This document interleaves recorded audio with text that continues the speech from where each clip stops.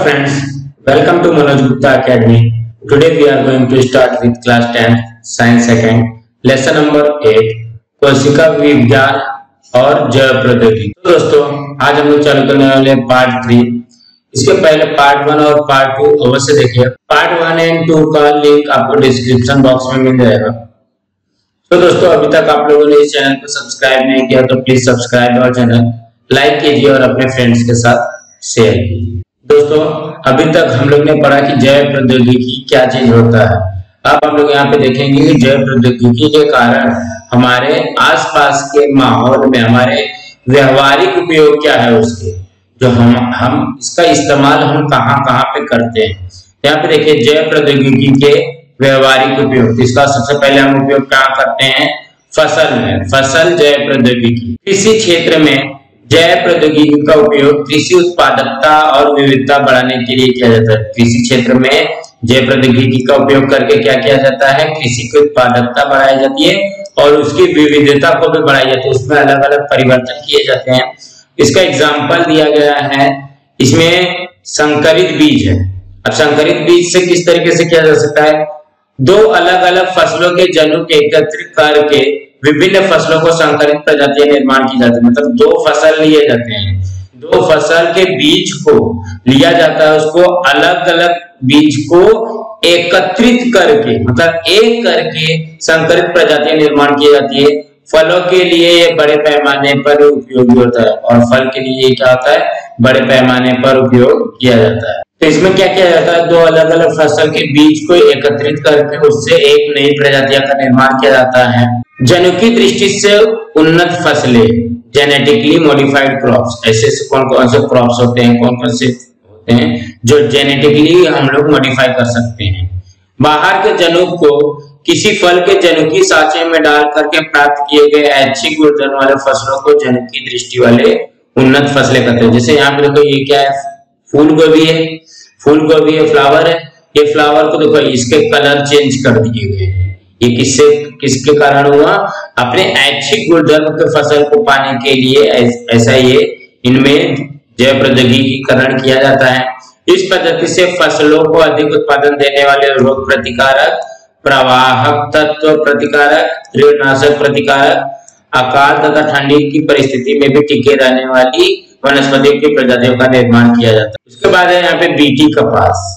तो यहाँ पे जो बीटी कपास है, कपास मतलब कापूस, रुई। बैसिलस यूरिनजेनेसिस इस जीवाणु के विशिष्ट जनुक निकाल करके कपास के जनुक से जोड़ दिया जाता है। मतलब ये जो जीवाणु है उसको कपास के जनुक से जोड़ दिया जाता है, कपास के जनुक से जोड़ दिया जाता है, जिसका कारण कपास की बांड इल्ली के लिए घातक होने वाले जहर कपास की पत्तियों और बांड में तैयार होने लगता है।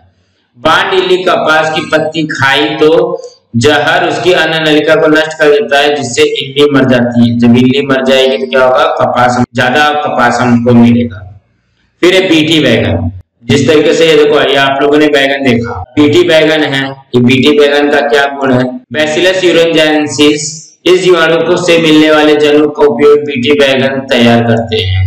तो बैसिलस यूरिनजेनेसिस क्या करता है, इससे जो मिलने वाला जनुक होता है, जो जीन्स होता है, उससे क्या किया जाता है, बीटी बैगन तैयार किए जाते हैं। बीटी कपास जैसे ही बैगन की सुधारित नस्लों को कीटों से नाश करता है। जिस तरीके से बीटी कपास सुरक्षित करता है, उसी तरीके से इसके अंदर भी जो भी कीटाणु होते हैं उसको भी नाश करता है, उसका खात्मा कर देता है। फिर है गोल्डन राइस। धान की इस प्रजाति में जीवन सत्व ए निर्माण करने वाले जनुक डाले जाते हैं। मतलब जो ये जो धान है, जो राइस है, चावल है, इसमें जीवन सत्व अ डालने वाले जनुक डाले जाते हैं। 2005 में निर्मित किए गए गोल्डन राइस 2 में साधारण चावल की अपेक्षा 23 गुना अधिक बीटा कैरोटीन मिलते हैं। फिर है तृणनाशक वनस्पतियां। तृण के कारण फसलों की वृद्धि में बाधा उत्पन्न होती है। तृण के कारण क्या होगा, फसलों की वृद्धि नहीं हो पाएगी। तृणों को नाश करने के लिए तृणनाशकों का उपयोग करने से विपरीत परिणाम मुख्य फसलों पर होता है, इसलिए तृणनाशक रोधी वनस्पति का निर्माण किया जाता है। तो इनको ऊपर कोई भी तृणनाशक हम इस्तेमाल नहीं करते, बल्कि तृणनाशक रोधी वनस्पतियां ही निर्माण करते हैं। इनके लिए कोई भी कीटाणुओं को नाश करने के लिए कुछ केमिकल वगैरह डाला नहीं जाता है। ये ऐसी वनस्पतियां होती है जो कि इसमें तीड़नाशक, इसमें कीटाणु अपने आप ही विनाश हो जाता है, नाश हो जाता है।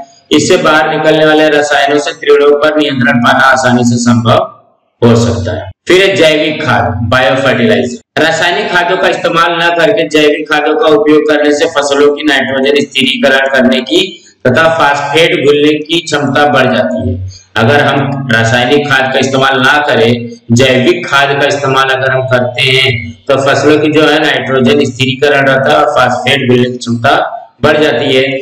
इसमें मुख्य रूप से राइजोबियम, एज़ोटोबैक्टर, नोस्टार, एनाबिना, इन जीवाणुओं तथा अजोला नामक वनस्पति का उपयोग किया जाता है। देखो यहाँ पे ये अजोला नामक वनस्पति है। अगर ये वनस्पति जो है वो खाद के रूप में इसका इस्तेमाल किया जाएगा तो इसमें नाइट्रोजन की मात्रा जो है हमारी बढ़ जाती है। उत्तक संवर्धन के बारे में हमने पिछली कक्षा में जानकारी हासिल की। उत्तक संवर्धन के कारण वनस्पतियों में जनुकीय सुधार कर पाना संभव है।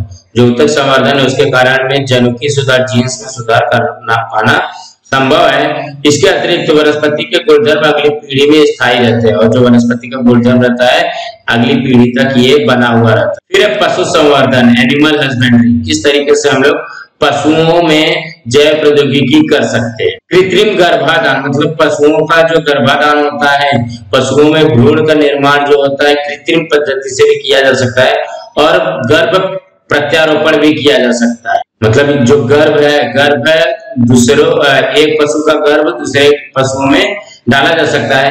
ये दो विधियां मुख्य रूप से पशु संवर्धन के लिए उपयोग में लाई जाती है। जो कृत्रिम गर्भाधान है और गर्भ प्रत्यारोपण है ये पशु संवर्धन के लिए उपयोग में लाया जाता है। इससे विभिन्न प्राणीज उत्पादों की मात्रा में और गुणवत्ता इन दोनों में ही वृद्धि होती है। और इससे क्या होता है, प्राणियों में बहुत ही उत्पादन की मात्रा बढ़ जाती है और गुणवत्ता में भी बढ़ जाती है। जैसे कि दूध बढ़ जाता है, मांस, लोकर आदि ये सारी चीजें हद से ज्यादा मिलती है। इसी प्रकार श्रम के लिए काम करने वाले जानवरों की शक्तिशाली प्रजातियां भी निर्माण की गई है। तो कहने का क्या मतलब, जो नेचुरली तरीके से जो भी निर्माण होता है उसको हम लोग कृत्रिम तरीके से और अच्छी तरीके से कर सकते। फिर है मानवीय स्वास्थ्य। अब मनुष्य जैव प्रौद्योगिकी का निर्माण कहाँ पे करता है, रोग निदान और रोग उपचार। मतलब कोई भी अगर रोग हुआ है मनुष्य को, उसके निदान के लिए, उपचार के लिए यह मानव स्वास्थ्य व्यवस्थापन के दो प्रमुख पहलू हैं। किसी भी इंसान को अगर कुछ बीमारी या रोग है तो उसका निदान या उपचार किया जाता है, यही दो है। किसी रोग विकार में व्यक्ति के जनकों की कोई भूमिका हो तो जैव प्रौद्योगिकी के सहायता से उसे तुरंत पहचानी जा सकती है। अगर किसी व्यक्ति है जो कि बीमार है, अब उसके जीन्स में अगर कोई कमी है तो वो जैव प्रौद्योगिकी की सहायता से पहचाना जा सकता है। जैसे मधुमेह, जो शुगर की बीमारी होती है, हृदय रोग जैसे बीमारियों का निदान अब जैव प्रौद्योगिकी की सहायता से उन रोगों के लक्षण दिखाई देने के पूर्व ही कर पाना संभव है। मतलब मधुमेह है, हृदय रोग है, उसके लक्षण दिखाई देने के पहले ही हम लोग उसका हल निकाल सकते हैं। जैव प्रौद्योगिकी की सहायता से एड्स, डेंगू जैसे रोगों का निदान कुछ मिनटों में किया जाता है, जिससे उसका उपचार तुरंत कर सकते हैं और इससे उसका जो हल है, उपचार है, किया जा सकता है। रोगों के उपचार के लिए विभिन्न औषधियां उपयोग में लाई जाती हैं। मतलब जो बीमार है तो औषधि उपयोग में लाते हैं, मेडिसिन उपयोग में लाते हैं। उदाहरण, मधुमेह के उपचार के लिए इंसुलिन या संप्रेरक उपयोगी है। जितने भी मधुमेह हैं, जो शुगर के पेशेंट हैं, उनके लिए क्या है, इंसुलिन हरदम उपयोग में लाया जाता है। पहले इंसुलिन घोड़े के शरीर से प्राप्त किया जाता था। और इंसुलिन कहाँ से प्राप्त किया जाता था, घोड़े के शरीर से प्राप्त किया जाता है, घोड़े के शरीर से प्राप्त किया जाता था। परंतु अब वही इंसुलिन जैव प्रौद्योगिकी की सहायता से जीवाणु द्वारा तैयार किया जाता है। अब इंसुलिन कहाँ किया जाता है, घोड़े के शरीर से नहीं प्राप्त किया जाता है, जीवाणुओं द्वारा तैयार किया जाता है। इसके लिए जीवाणुओं के जनुकीय ढांचों में इंसुलिन का मानवीय जनुक जोड़ा जाता है। इसी पद्धति के से विभिन्न टीके और प्रतिजैविक भी तैयार किए जाते हैं। अब यहाँ पे है टीका और टीकाकरण। ये जो हमारा वैक्सीन आता है या वैक्सीनेशन किस तरीके से होता है, विशिष्ट रोग जंतु के या रोग के खिलाफ स्थायी और कुछ समयावधि तक प्रतिकार क्षमता प्राप्त करने के लिए प्रतिजन युक्त पदार्थ अर्थात टीका है। अगर कोई भी रोग है उसको स्थायी रूप से खत्म करना है या कुछ समय के लिए खत्म करना है तो उसके लिए क्या चीज है, प्रतिजन या एंटीजन बोल सकते हो, इसका उपयोग हम करते हैं। पारंपरिक विधि से रोग जंतुओं का उपयोग करके टीके बनाए जाते हैं। पहले भी रोग जंतुओं का उपयोग करके टीके बनाए जाते थे। उसके लिए रोग जंतुओं को पूरी तरीके से मार कर अथवा अर्ध मार करके उनका उपयोग टीके के रूप में किया जाता था, पर इससे कुछ लोगों में संबंधित रोग का संचरण होने की संभावना होती थी। जो आधे मरे हुए रहते थे या तो जो पूरी तरीके से मरे होते थे, इसका उपयोग करके हम टीका बनाते थे, लेकिन इससे भी कई रोगों होने की संभावना थी। इस पर दूसरे पर्याय के रूप में वैज्ञानिकों ने जैव प्रौद्योगिकी का उपयोग कृत्रिम विधि से टीके बनाने का किया, और उसके बाद इन्होंने क्या किया, इसका दूसरा एक टेक्निक यूज किया। उसके लिए उन्होंने रोग जंतुओं के प्रतिजन का कार्य करते थे। उनके जनुक प्राप्त कर उसकी सहायता से प्रयोगशाला में ही प्रतिजन तैयार करते थे। उसके क्या करते थे, जीन्स का इस्तेमाल करके वो क्या करते थे, प्रयोगशाला में प्रतिजन का उपयोग किया जाता था, एंटीजन का उपयोग किया जाता था, और एंटीजन का उपयोग किया जाता था और उसका उपयोग टीके के रूप में किया। इस कारण बिल्कुल सुरक्षित टीके बनाए जाते थे। इसका मतलब क्या हो गया कि जो भी हम पहले प्रतिजन बनाते थे, एंटीजन बनाते थे, टीका बनाते थे, तो वो क्या होता था कि जो रोग जंतु हैं उनको पूरी तरीके से मार कर या तो अधमरा करके टीका बनाते थे, और इसके कारण क्या होता था, हमारे पास में कुछ इसके दुष्परिणाम भी पड़ने लगे। लेकिन अब क्या करने लगे कि जो भी रोग जंतु है उसको प्रयोगशाला के में तैयार करके प्रतिजन बनाते हैं, टीका बनाते हैं। अब अधमरे या मृत जीवाणु या विषाणु को न चुभो करके प्रतिजन के रूप में कार्य करने वाले प्रतिन शुद्ध स्वरूप में चुभाए जाते हैं। ये क्या होता है, अधमरे और जीवाणु होंगे या तो विषाणु होंगे, उनको चुभा करके प्रतिजन तैयार किया जाता है। यह प्रतिन रोगों के खिलाफ प्रतिकार शक्ति को क्रियाशील रख करके व्यक्ति को रोगों को मुक्त रखती है। टीकाकरण में अब प्रतिकार प्रतिन चुभाना अति सुरक्षित हो गया है, और टीकाकरण में जो प्रतिन चुभाना है वो अति सुरक्षित है, मतलब ये सुरक्षित है पूरी तरीके से। जैव प्रौद्योगिकी की सहायता से तैयार किए गए टीके लंबे समय तक टिकाऊ बने रहने की क्षमता होती है। उदाहरण पोलियो के टीके और हेपेटाइटिस के, हेपेटाइटिस ए बी सी बीमारी है उसके टीके और पोलियो के टीके इसी प्रक्रिया द्वारा किया जाता है। अब यहाँ पे देखो खाद्य टीके, मतलब खाद्य में किस तरीके से टीके लगाए जाते हैं। जैसे यहाँ पे मानव में पाए जाने वाले रोग जंतुओं के ऐच्छिक जनुक अलग करना, ये क्या है, उसके जीन्स को अलग किया है। जीन्स को क्या किया गया है, वनस्पति के कोशिका में यहाँ पे ऐड किया गया है।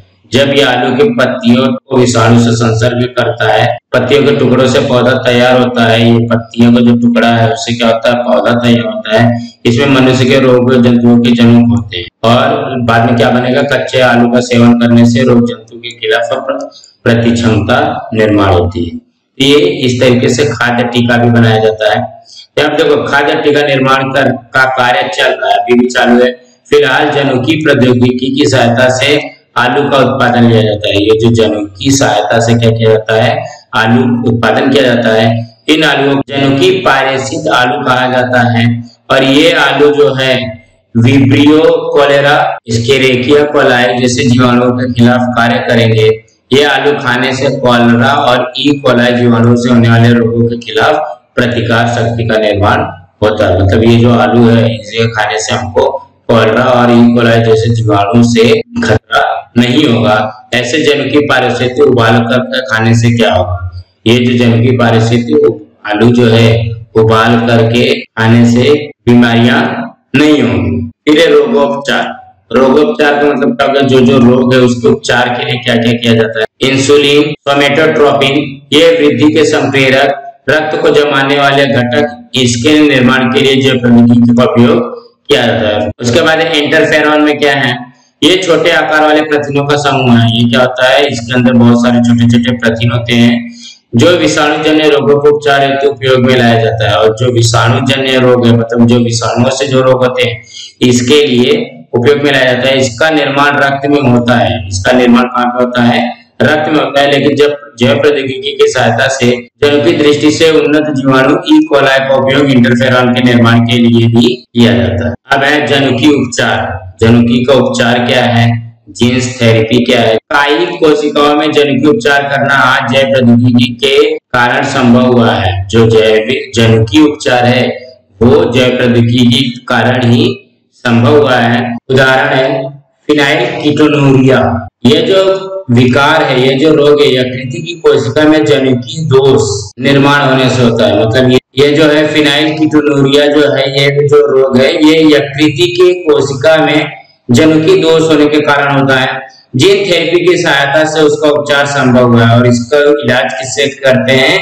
जीन थेरेपी से किया जाता है। इस पद्धति को कायिक जनुकीय उपचार पद्धति कहते हैं। इसको क्या कहते हैं? कायिक जनुकीय उपचार पद्धति कहा जाता है। शुक्र कोशिका और अंड कोशिका के अलावा शरीर के सभी कोशिकाओं को कायिक कोशिका कहते हैं। शुक्र कोशिका जो होती है और अंड कोशिका के अलावा सभी कोशिकाओं को कायिक कोशिका कहा जाता है। क्या आप जानते हैं भारतीय विज्ञान संस्थान ने जनुकीय पारेषित तंबाकू की प्रजाति विकसित की है।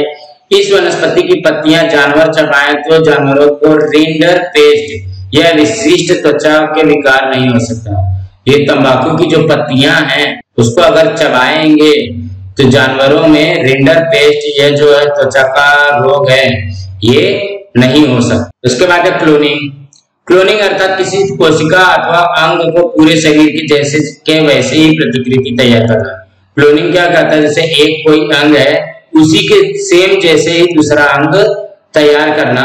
उसमें पहला है प्रजननात्मक क्लोनिंग, रिप्रोडक्टिव। किसी शरीर का केंद्रक विरहित स्त्री बीज और दूसरे शरीर का कायिक कोशिका का केंद्रक, इनके संयोग से क्लोन का जन्म होता है। जो किसी एक शरीर के केंद्रक विरहित स्त्री बीज और दूसरे शरीर का कायिक, ये दोनों को लेकर के एक क्लोन जन्म लेता है। मतलब नए सजीव का निर्माण के लिए नर के शुक्र कोशिका की भी आवश्यकता नहीं होती है। फिर दूसरा है उपचारात्मक क्लोनिंग। उपचार के लिए क्लोनिंग किया जाता है। केंद्रक विरहित स्त्री बीज और दूसरे शरीर के कायिक कोशिका का केंद्रक, इनमें संयोग से तैयार हुई कोशिका को प्रयोगशाला में विकसित करके उसका मूल कोशिका का निर्माण किया जाता है। स्टेम सेल्स का निर्माण करते हैं।